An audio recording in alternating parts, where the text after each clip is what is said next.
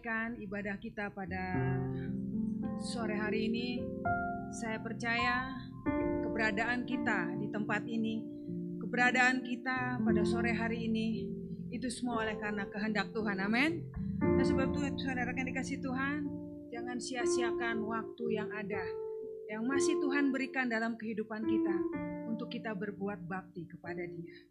Saudara yang dikasih Tuhan, kita akan mulaikan ibadah kita. Saya undang kita sama-sama bangkit berdiri. Kita mau angkat satu pujian kepada Tuhan. Biarlah hati kita terangkat kepada Tuhan. Biarlah hati kita terarah kepada Tuhan. Haleluya. Karena Dia adalah penyelamat kita. Dia adalah perlindungan kita. Haleluya.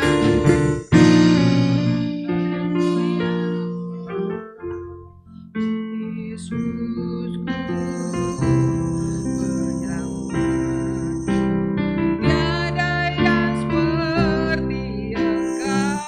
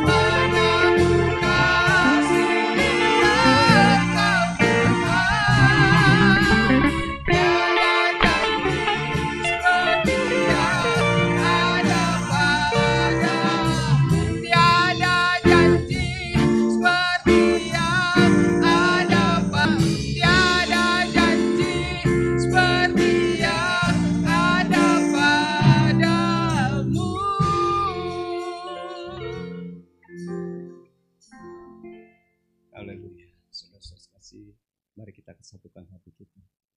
Bapa yang baik, terima kasih Tuhan untuk kesempatan yang Kau berikan pada saat sore hari ini. Kami boleh berkumpul kembali, kami boleh memuji memuliakan nama-Mu Tuhan. Kami boleh bersekutu di dalam nama-Mu Yesus. Tuhan, kami rindu Engkau mengurapi kami, Kau lawat kami dari pribadi lepas pribadi Tuhan. Mari Tuhan Kau urapi kami, Roh Kudus-Mu biarlah bekerja di tengah-tengah kami. Dan kami percaya Engkau hadir di tengah-tengah kami Tuhan. Biarlah kiranya Engkau boleh bertakhta di atas pujian dan penyembahan kami. Bapa, kami mau serahkan segenap pekerjaan Tuhan, segenap ibadah sore hari ini Tuhan ke dalam tangan daripada-Mu. Biarlah kiranya nama-Mu dipermuliakan dan dibesarkan. Di dalam nama Tuhan Yesus Kristus kami berdoa dan mengucap syukur. Haleluya. Jemaat, silakan duduk kembali. Haleluya. Sebelum kita lebih jauh di dalam memuji Tuhan, mari saudara lihat kiri kanan kita, tatap. Kembali saya katakan ya, mata itu jendela hati. Apa yang ada di dalam hati itu terpancar lewat mata kita. Mari pandang kiri kanan kita, tatap siapa, apa yang ada di mata mereka, apakah sukacita atau kesusahan. Kalau sukacita kita bersama-sama bersukacita, amin. Kalau ada kesusahan, mari kita doakan supaya hadirat Allah yang hadir di tempat ini mengubahkan, memulihkan, melepaskan kita, amin. Puji nama Tuhan. Kita akan angkat pujian kita kepada Tuhan. Allah itu bagi kita. Tempat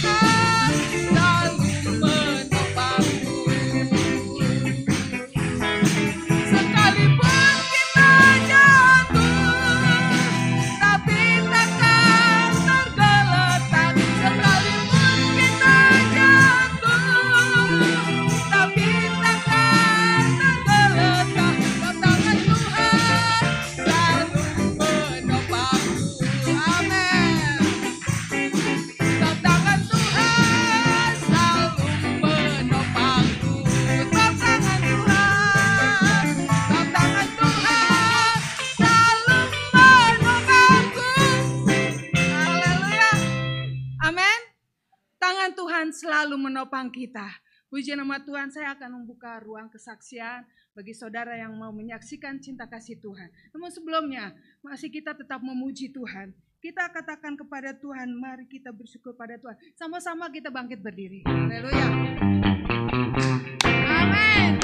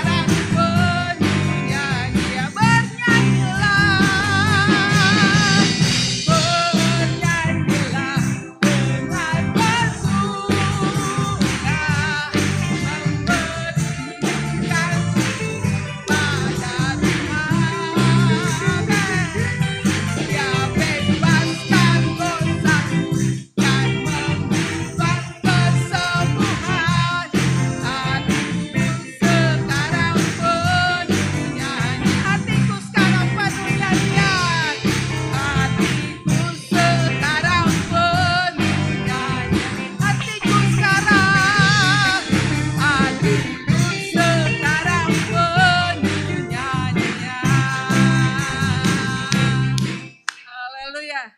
Silakan duduk kembali. Mari saudaraku yang akan menyaksikan cinta kasih Tuhan, dipersilakan maju ke depan.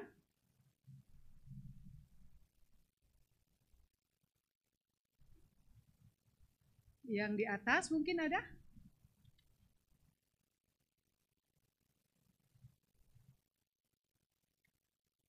Tidak ada, saudara?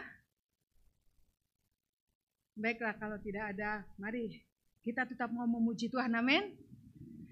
Waktu yang ada, waktu yang hanya 30 menit mungkin, ya, di mana kita boleh bebas bersuara, mempersembahkan pujian kita kepada Tuhan. Mari kita angkat pujian kita kepada Tuhan. Yesus terang dunia. Haleluya.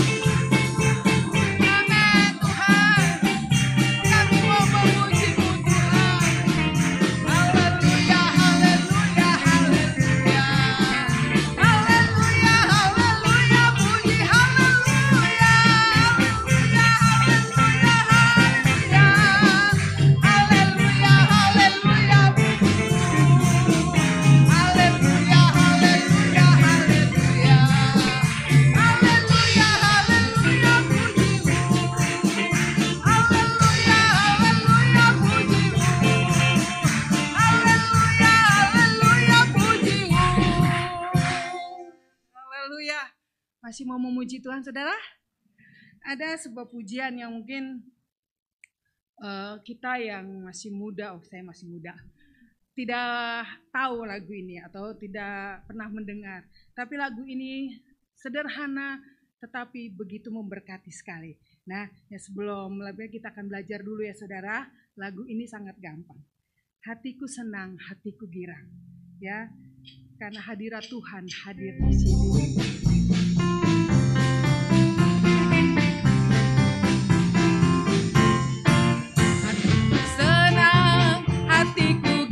Kita sama-sama ya, karena hadirat Allah ada di sini. Apapun masalah yang engkau hadapi akan terlepas dalam hadiratnya. Hatiku senang, hatiku senang, hatiku girang, karena hadirat Allah ada di sini. Apapun masalah yang engkau hadapi akan terlepas dalam hadiratnya.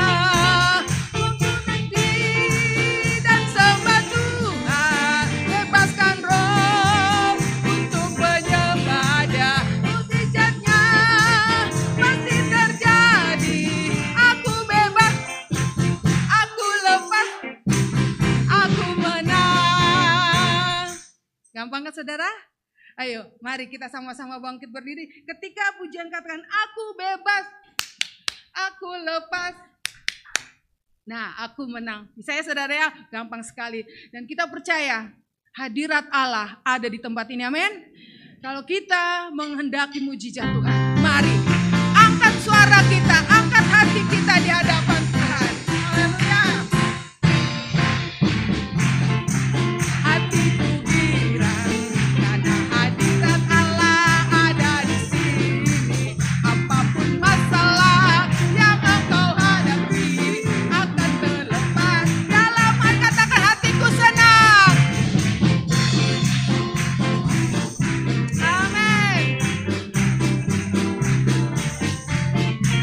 Apapun masalah yang engkau hadapi akan terlepas. Dalam hadirat mari puji dan sembah Tuhan. Bebaskan roh untuk menyembahnya. Mujizatnya pasti terjadi. Aku bebas, aku lepas, aku menang. Kembali katakan, hatiku senang, hatiku girang karena hadirat Allah ada di sini. Apapun masalah yang engkau hadapi akan terlepas. Dalam katakan, hatiku senang, hatiku senang. Amin. Ada di sini. Apapun masalah yang engkau hadapi akan terlepas. Dalam hadiratnya mari puji dan sembah Tuhan. Bebaskan roh untuk menyembahnya. Mujizatnya pasti terjadi. Aku lepas, aku menang. Mari puji dan sembah Tuhan. Bebaskan roh untuk menyembahnya. Mujizatnya pasti terjadi. Aku menang. Mari puji dan sembah Tuhan.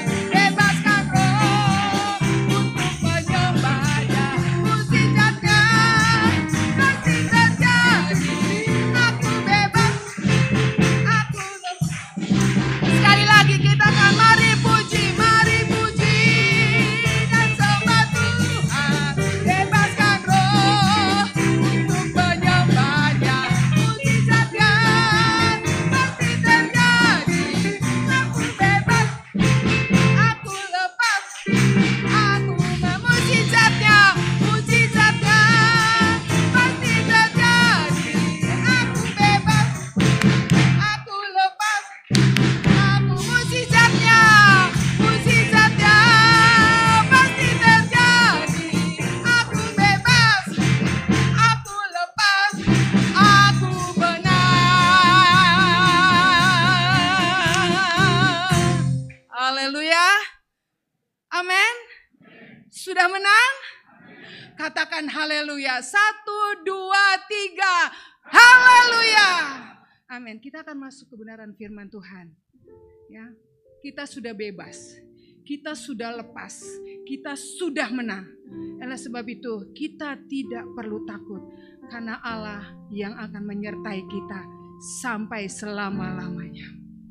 Haleluya. Ku tidak takut sebab Tuhan besertaku. Haleluya. Tidak takut sebab Kau besertaku. Amin. Ku tidak bimbang sebab Engkau Allahku. Engkau meneguhkan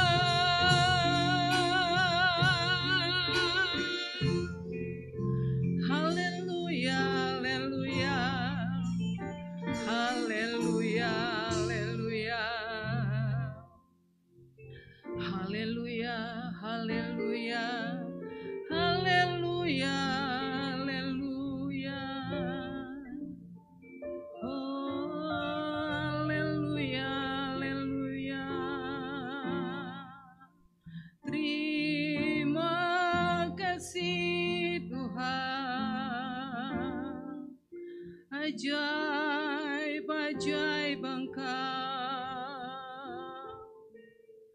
Engkau penolong kami,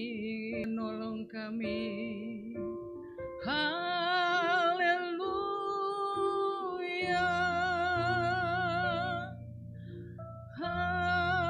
haleluya, haleluya, haleluya.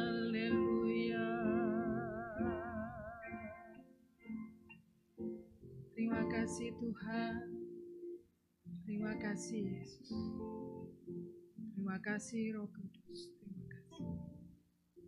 Terima kasih. Dengan hormat,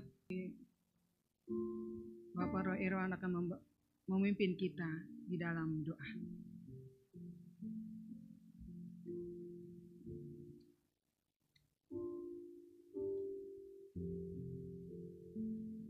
Terima kasih Tuhan untuk sore hari ini. Tuhan sudah memberkati kami dalam puji-pujian kami, kiranya boleh berkenan kepadamu. Tuhan juga Engkau pimpin untuk sebentar pemberitaan firman-Mu. Kiranya firman-Mu boleh menegur kami, memberi peringatan kepada kami, boleh menguatkan kami, menghibur kami yang dalam kesusahan juga. Tuhan, urapi hamba-Mu, pakai mulut bibirnya supaya firman-Mu yang diberitakan tidak sia-sia, melainkan boleh tumbuh di dalam kehidupan kami sidang jemaat-Mu pada saat sore hari ini. Biarlah kami semua yang mendengar boleh melakukan apa yang menjadi kehendak daripada firman-Mu. Terima kasih Tuhan untuk urapan-Mu kepada hamba-Mu. Dalam nama Tuhan Yesus Kristus kami peralaskan doa ini. Haleluya. Amin. Silakan duduk kembali.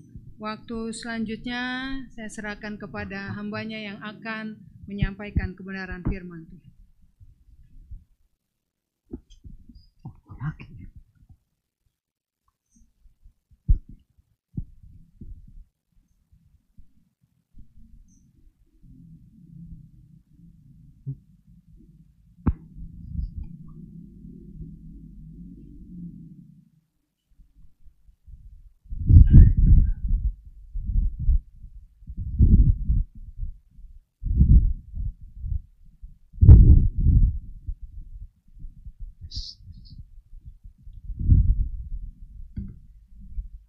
Selamat sore saudara, selamat berbakti kembali dalam nama Tuhan Yesus Kristus.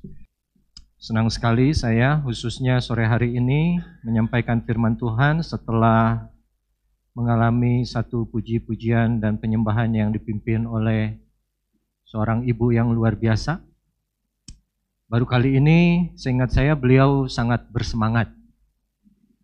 Entah baru ulang tahun atau baru dapat berkat. Tapi saya tahu itu semua beliau lakukan karena cintanya beliau dan juga cintanya Yesus kepada kita semua. Saudara yang kekasih, seperti tema bulan ini, yaitu Yesus adalah terang hidup. Mari kita langsung buka nats kita yang ada di Efesus 5 ayat 1-14. Sebetulnya itu perikop mengenai anak-anak perang.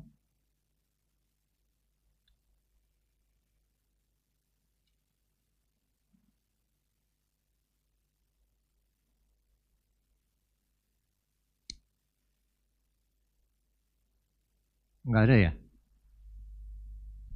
Oke. Nanti saya akan baca sendiri, terus kalau saya minta kita akan baca bersama. Sebab itu jadilah penurut-penurut Allah seperti anak-anak yang kekasih,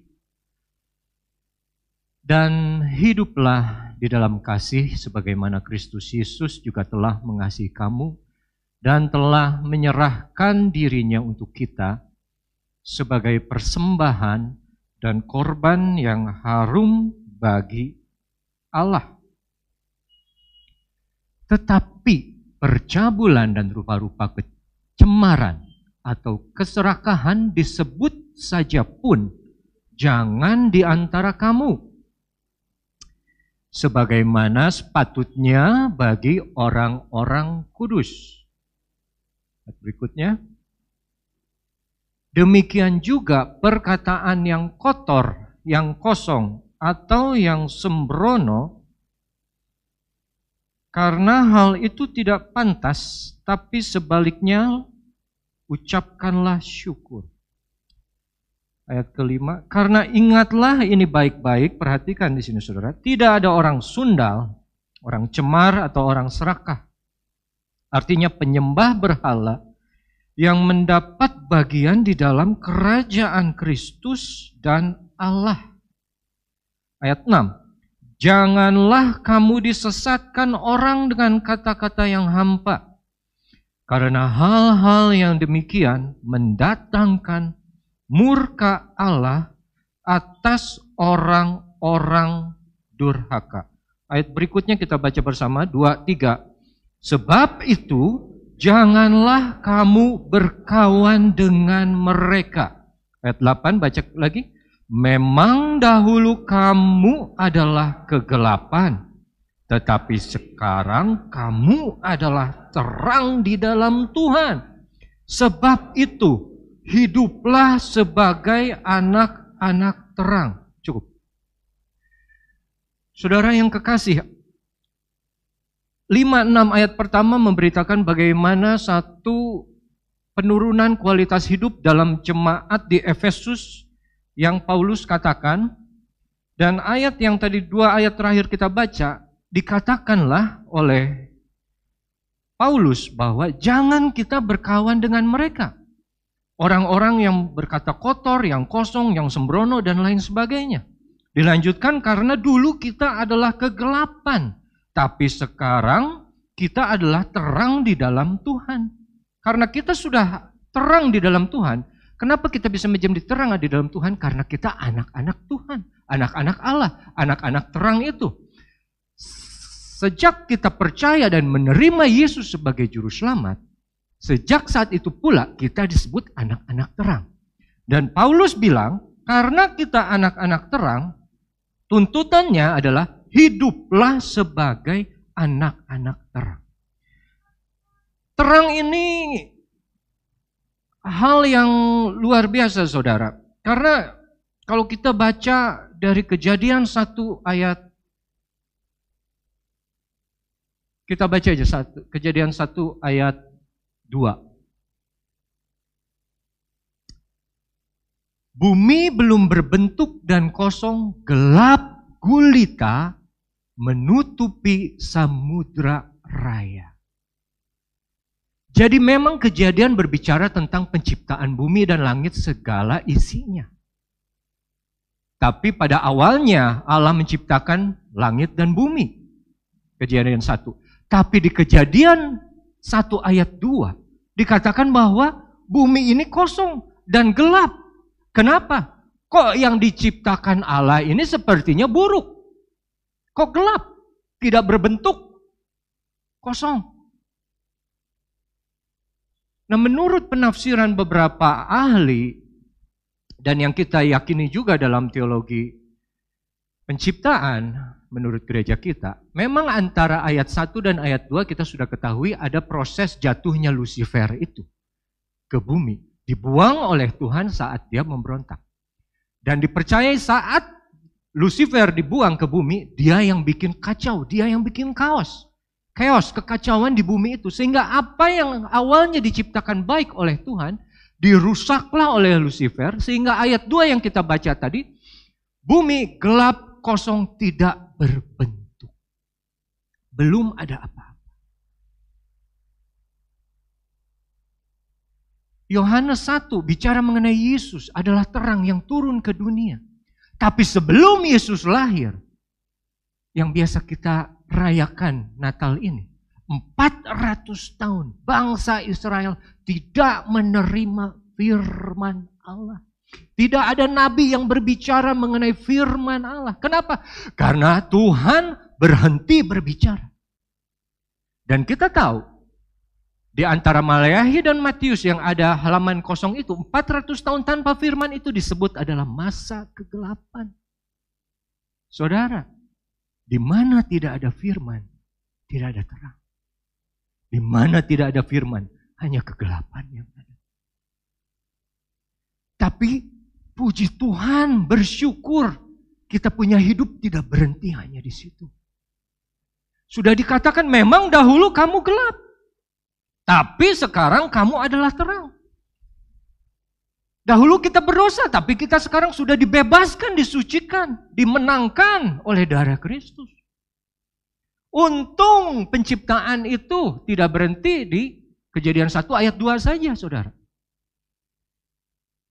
Tapi kita lihat Kejadian 1 ayat 3, ayat 2 kembali. Bumi belum berbentuk kosong, gelap gulita menutupi samudera raya, dan roh Allah melayang-layang di atas permukaan air. Sudah ada firman? Belum. Tapi roh Allah sudah mendahului sebelum firman itu ada atau terucap. Dan baru kita baca ayat ketiganya, berfirmanlah Allah, jadilah terang. Lalu terang itu jadi. Nah saudara, judul khotbah saya sore hari ini adalah perpisahan yang baik.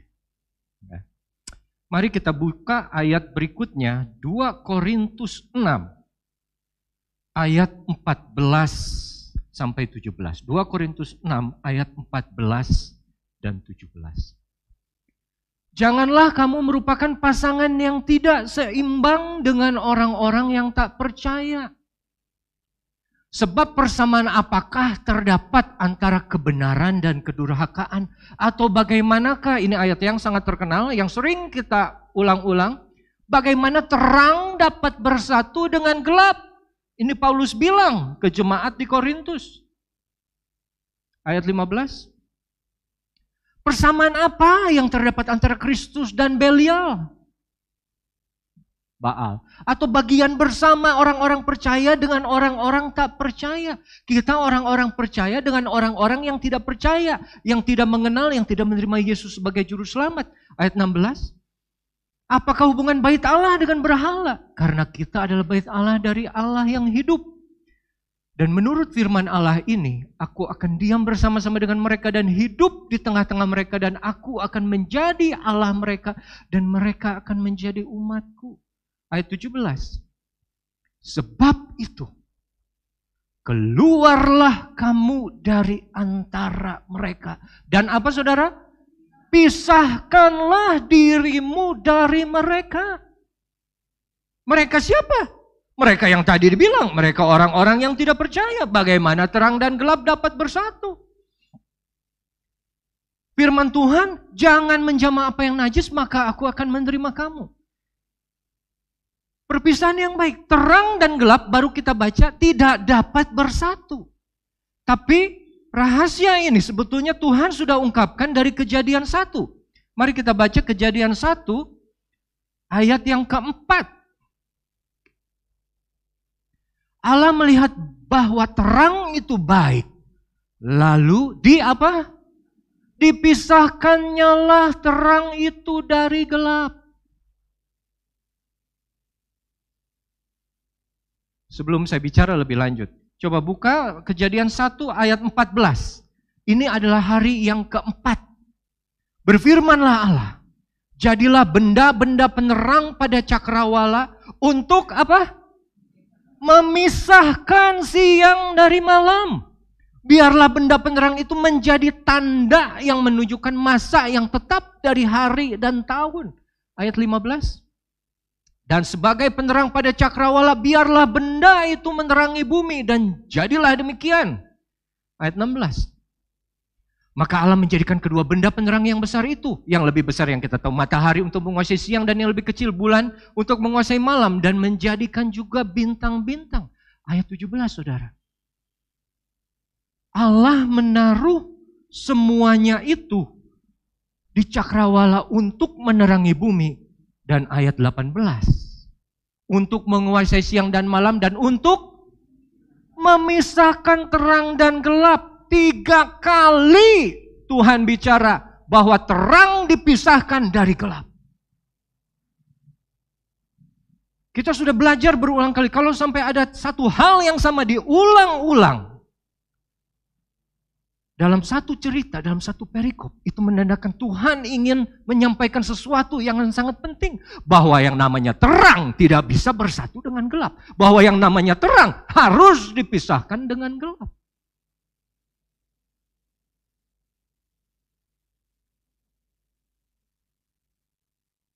Banyak orang Kristen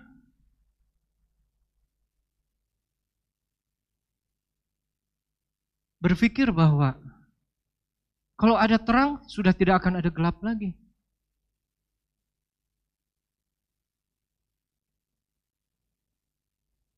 Nah,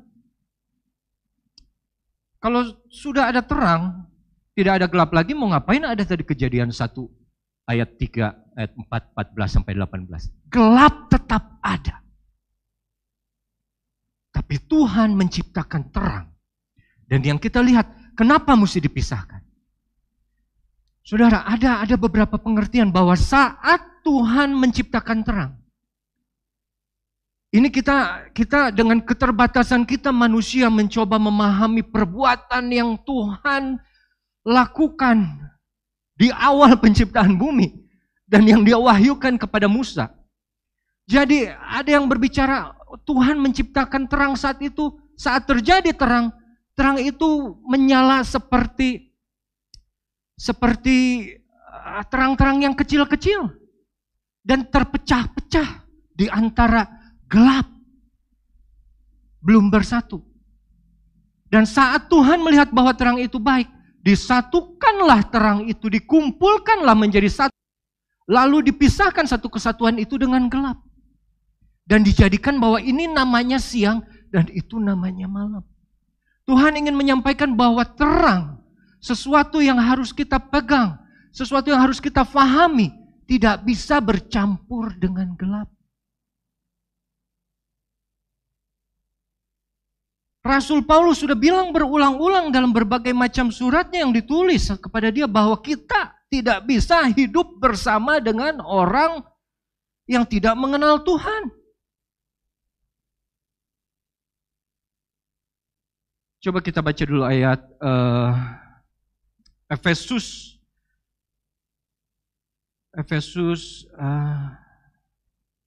sudah dibaca ya tadi ya 5. 1 Korintus 5 ayat 9. 1 Korintus 5 ayat 9. Dalam suratku telah kutulisan kepadamu supaya kamu jangan bergaul dengan orang-orang cabul. Lanjut dulu. Yang aku maksudkan bukanlah dengan semua orang cabul pada umumnya dari dunia ini, atau dengan semua orang kikir dan penipu, atau dengan semua penyembah berhala, karena kalau begitu, kamu harus meninggalkan dunia ini. Tapi ayat 11, tapi yang kutuliskan kepada kamu ialah supaya kamu jangan bergaul dengan orang yang sekalipun menyebut dirinya saudara. Tapi sebetulnya dia orang cabul, kikir, penyembah berhala, pemfitnah, pemabuk atau penipu. Dengan orang yang demikian, janganlah kamu sekali-kali makan bersama-sama.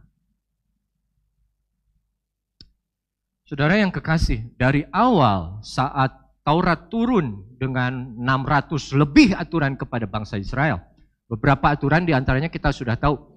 Tidak boleh makan daging ini, itu, karena itu haram. Tapi sebetulnya Tuhan menyebutkan melarang jangan makan makanan itu, karena makanan itu adalah makanan yang dimakan oleh bangsa yang tidak mengenal Tuhan. Israel saat dibentuk pertama kali sebagai bangsa, itu seperti satu pulau kecil di tengah lautan yang besar, di tengah orang-orang yang tidak mengenal Tuhan, di tengah-tengah orang yang memuja berhala. Saudara pikir, kenapa mesti dibawa orang Israel dan ditempatkan di Kanaan? Karena Tuhan sebetulnya Israel menjadi terang. Kanaan itu satu tempat yang lokasinya strategis. di mana perjalanan perdagangan dari atas ke bawah, dari kiri ke kanan, dekat laut segala macam, semua pasti akan melewati tanah Kanaan. Sehingga saat pedagang-pedagang melewati tanah Israel, Tuhan berharap mereka orang yang tidak mengenal Tuhan menjadi kenal Tuhan. Tapi jangan duduk dengan mereka, jangan makan makanan mereka, jangan bergaul dengan mereka. Kenapa? Karena Tuhan tahu, roh kita memang penurut, tapi daging lemah, saudara. Saudara masih ingat kan ada Mazmur 1 ayat 1, berbahagialah orang yang tidak berjalan menurut nasihat orang fasik, yang tidak berdiri di jalan orang berdosa, dan yang tidak duduk di tengah kumpulan pencemooh. Berjalan, berdiri, dan duduk. Sudah disampaikan jangan sampai. Kenapa? Saudara, kalau tadi kita baca 1 Korintus 5 ayat 9 itu, coba. 1 Korintus 5 ayat 9, ya. Dalam suratku telah kutuliskan kepada kamu supaya kamu jangan bergaul dengan orang-orang cabul. Jangan bergaul dalam bahasa Inggrisnya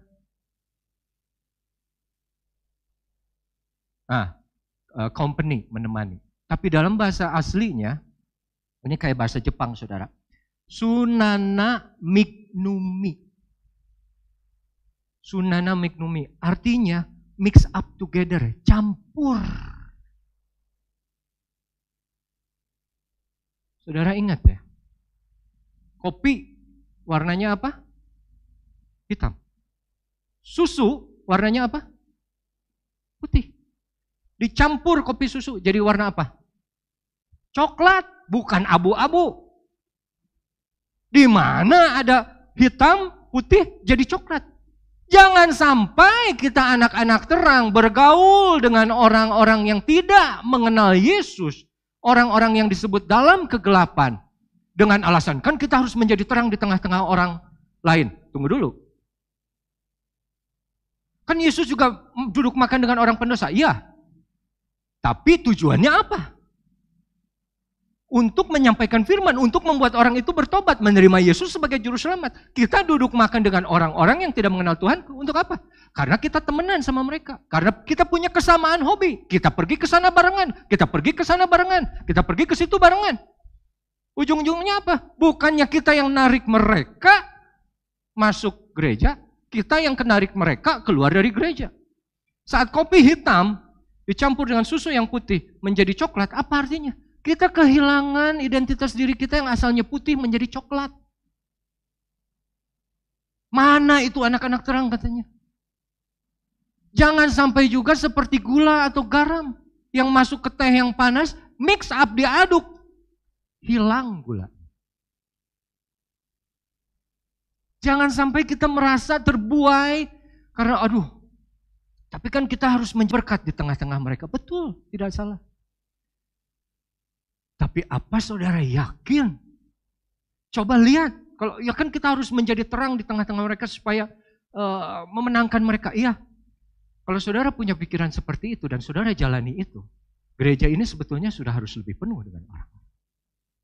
Tapi buktinya apa? Gereja ini makin berkurang, kenapa? Karena makin banyak yang tidak lagi datang kebaktian.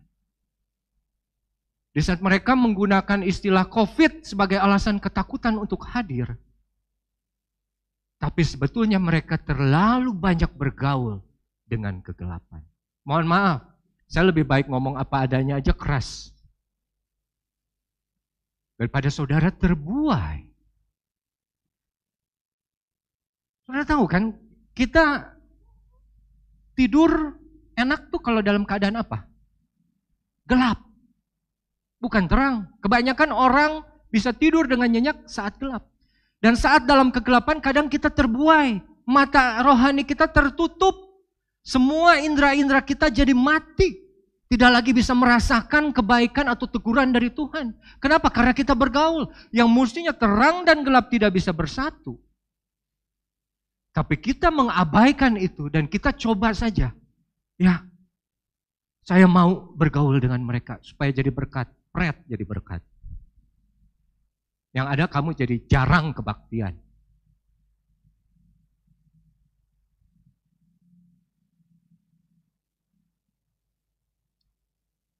Saudara yang kekasih, pesan dari terang yang pertama pada sore hari ini. Bahwa terang itu harus berpisah dengan kegelapan. Kita tidak bisa menyatu atau bersama dengan kegelapan. Dunia ini gelap. Efesus 6 ayat 12 bilang, perjuangan kita bukan melawan darah dan daging, tapi melawan pemerintah-pemerintah, penguasa-penguasa, penghulu-penghulu dunia ini yang gelap. Dunia ini gelap. Di luar Tuhan tidak ada terang, yang ada hanya kegelapan. Dan itu yang sebetulnya kita harus perangi. Spiritual warfare, peperangan secara rohani. Kita harus tetap doa, tetap baca firman Tuhan, mengamini semua firman Tuhan sehingga kita mampu. Kalau saudara baca Efesus 6, perlengkapan senjata rohani Allah untuk melawan kuasa iblis, kuasa kegelapan itu luar biasa banyaknya, luar biasa rumitnya. Kenapa? Karena iblis dengan berbagai macam banyak cara bisa menarik kita keluar dari terang dan masuk kembali ke kegelapan. Dan Tuhan sudah bicara dari Kejadian 1 bahwa terang harus dipisahkan dari gelap. Terang harus dibedakan dari gelap. Siang harus dibedakan dari malam. Dan saudara, tadi kita baca Kejadian 1 ayat yang ke-14. Saat Tuhan menciptakan benda-benda penerang di langit, matahari, bulan, dan bintang. Apakah terang itu dari mereka? Kan bukan, kita sudah tahu. Terang itu sudah ada. Jadi dari Kejadian 1 ayat 3 sudah terang itu di dunia ada. Tapi di ayat yang ke berapa tadi? 14 baru Tuhan menciptakan benda-benda. Hanya sebagai tanda.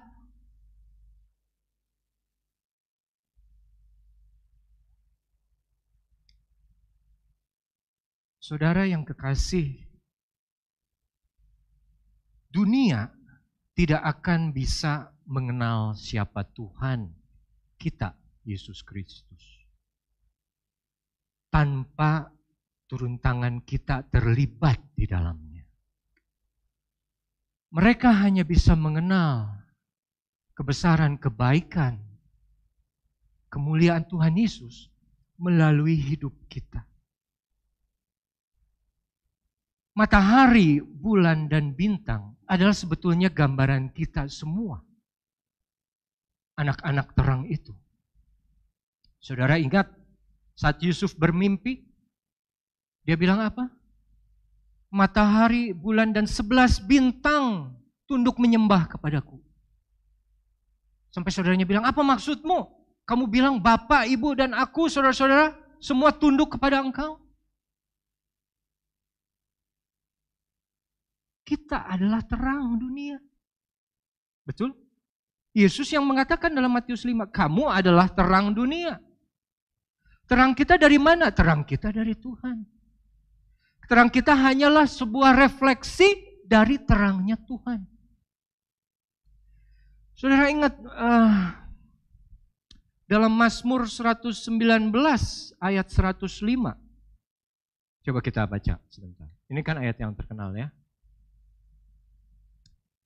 Firman-Mu itu pelita bagi kakiku dan terang bagi jalanku. Firman-Mu, pribadi-Mu Yesus adalah pelita bagi kakiku dan terang bagi jalanku. Artinya apa? Kalau kita sudah ada di dalam Kristus dan Kristus ada di dalam kita, maka firman-Nya itu yang ada di dalam kita akan menyertai kita semana kita berjalan dan Dia akan memberikan penerangan ke arah mana kita akan melangkah. Terangnya dari kita? Bukan. Terangnya dari firman, dari Yesus sendiri. Dan saat kita menjadi terang dunia, saat kita sudah mengalami terang dari firman itu, saatnya kita menjadi terang untuk orang lain.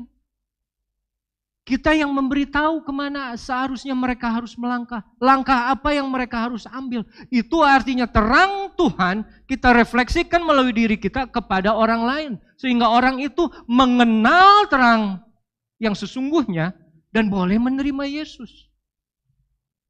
Sebetulnya Tuhan menciptakan matahari, bulan, dan bintang agar manusia bisa lihat dan berpikir, aduh kok itu bisa terang ya? Dari mana itu terang? Tapi sayangnya iblis mencoba berbagai macam cara dan akhirnya apa? Kita tahu. Mesir menyembah matahari. Jauh sebelum bangsa Israel terbentuk. Jauh sebelum Musa menerima wahyu dari Tuhan. Matahari dijadikan basis penanggalan oleh orang Roma. Bulan dijadikan basis penanggalan oleh orang Chinese dan orang Arab atau orang Muslim. Mereka lebih tertuju pikirannya kepada ciptaannya daripada ke penciptaan. Justru tugas kita sebagai terang dunia yang sesungguhnya, sebagai bintang, sebagai matahari, sebagai bulan, kita harus seperti Yohanes Pembaptis. Yang di Yohanes 5 Yesus berkata bahwa lihatlah, Yohanes itu dia adalah sebagai pelita dan terang yang menyinari. Dia yang membuka jalan untuk Yesus. Dia yang menyiapkan jalan untuk orang-orang bertobat. Sebelum Yesus mulai pelayanannya, dia sudah mulai membaptis, memperkenalkan bahwa bertobatlah karena kerajaan Allah sudah dekat. Terang itu sudah membuka jalan kepada Kristus, terang yang sesungguhnya. Yohanes Pembaptis bukan terang yang sesungguhnya. Kita bukan terang yang sesungguhnya, saudara. Kita terang sementara. Selama kita hidup di dalam Tuhan, kita terang. Kita mati, mati terang kita. Tidak ada lagi gunanya kita di dunia ini setelah kita mati. Tapi saat kita hidup, menjadi terang di dalam Tuhan. Dan Tuhan kirim matahari, bulan, dan bintang. Hendaklah hidup kita juga seperti bintang timur yang memimpin orang Majus. Saat mereka melihat bintang itu, terang itu, mereka tahu ada satu raja orang Yahudi, orang Israel yang dilahirkan. Mereka tidak tahu siapa, tapi mereka digerakkan hatinya oleh sesuatu kekuatan untuk datang mencari dan mengikuti terang bintang itu kemanapun bintang itu memimpin. Ribuan kilometer mereka jalani. Ancaman kematian mereka tidak pedulikan. Halangan-halangan mereka tetap tembus karena untuk mencari siapa terang yang sesungguhnya. Dan setelah mereka sampai ke terang yang sesungguhnya, dan mereka menyembah dan memberikan emas, kemenyan, dan murni. Di situ mereka mendapat keselamatan. Mereka diberikan mimpi untuk tidak pulang melalui jalan yang sama karena Herodes menunggu. Tapi apa yang saya mau katakan sore hari ini, saudara? Saat kita disebut terang dunia, terang kita hanya terang sementara. Kita hanya refleksi dari kemuliaan Tuhan, dari firman yang hidup di dalam kita. Seharusnya hidup kita seperti bintang. Atau hidup kita seperti Yohanes. Yang menuntun orang lain, yang belum mengenal Tuhan, menjadi mengenal Tuhan. Tahu, membawa mereka kepada Yesus, terang yang sesungguhnya. Karena saat kita berjumpa dengan terang yang sesungguhnya, di situ baru ada perubahan hidup yang luar biasa. Kita punya tugas selama hidup kita hanya membawa mereka kepada terang yang sesungguhnya. Terang kita hanya sementara. Selama kita masih hidup, hari-hari makin jahat. Pergunakan waktu dengan baik. Jadilah anak-anak terang. Jauhkan orang-orang yang gelap. Saudara, jangan sampai hilang identitas kita. Bahwa kita anak-anak terang yang sudah ditebus oleh darah Yesus. Dan kita juga mau jadi terang bagi yang lain. Membawa mereka mengenal Tuhan. Membawa mereka jalan menuju terang yang sesungguhnya.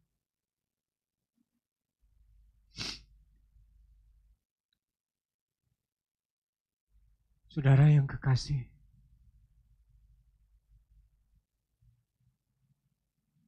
terang harus ada awalnya karena dunia gelap. Kristus harus turun karena memang dunia makin gelap. Dan Yesus sudah turun. Yesus sudah mati. Yesus sudah dikuburkan, dibangkitkan, naik, dimuliakan. Jadi Tuhan di atas segala Tuhan, Raja di segala Raja. Untuk apa? Agar kita bisa menikmati pemerintahan yang sama bersama Dia saat 1000 tahun damai maupun saat Yerusalem baru. Kita tahu, saudara mesti tahu, jangan cuma saat ada orang meninggal sampai jumpa di Yerusalem baru. Saat kita ada di Yerusalem baru, ditulis dalam Wahyu, tidak akan ada lagi matahari dan tidak akan ada lagi bulan. Karena penerangannya datang dari Allah dengan kemuliaannya. Dan anak domba Allah itu Yesus Kristus adalah lampunya. Terang adalah sesuatu yang kita butuhkan dari awal dan terang adalah sesuatu yang kita akan tetap miliki selama-lamanya. Dan yang terpenting, jangan sampai terang Allah itu hilang dari kita sekarang. Dan kita tidak menjadi terang dunia.